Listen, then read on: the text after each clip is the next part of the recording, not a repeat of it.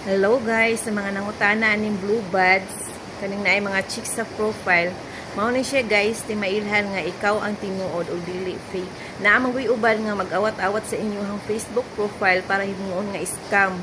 Gamiton para pang scam sa laing mga tawo. Munang kani siya, angay gyud na siya nga magkuan ta ning blue buds, pero nalagi siya bayad nga 499 per month.